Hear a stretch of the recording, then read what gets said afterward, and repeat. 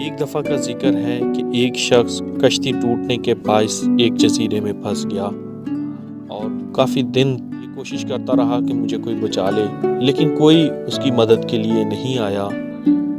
اور آخر کار اس نے وہاں پہ رہنا سیکھ لیا اور اس نے اپنے لیے ایک جھونپڑی تیار کی، جس میں اس نے بہت ساری اشیاء اپنے ہاتھوں سے تیار کر کے اس میں رکھی اور بہت ساری کھانے پینے کی چیزیں اس نے جمع کر رکھی تھی۔ اور ایک دن جب وہ دور گیا اپنے کھانے پینے کی اشیاء تلاش کرنے کے لیے، اور جب وہ واپس آیا تو کیا دیکھتا ہے کہ قیامت کی طرح مناظر اس کے سامنے تھے کہ اس کی وہ جو جھونپڑی تھی اور جتنی بھی اشیاء تھی وہ جل کے راکھ بن کے، اور اس کا دھواں آسمان کی طرف بہت بلند ہو رہا تھا۔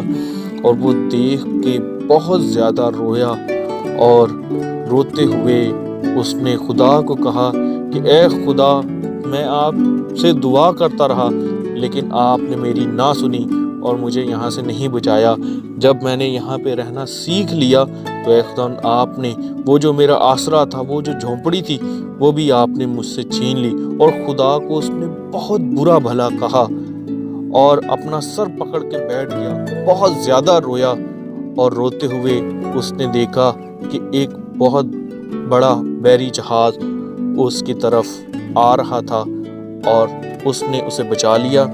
جب وہ اسے شہر کی طرف لے کے جا رہے تھے تو اس نے اس جہاز کے کیپٹن سے پوچھا کہ آپ نے مجھے کیسے بچایا؟ تو اس نے بتایا کہ ہم جب بھی سمندر میں سفر کرتے ہیں تو دوربین سے دیکھتے ہیں تاکہ ہم اپنی راہ نہ بھٹک جائیں۔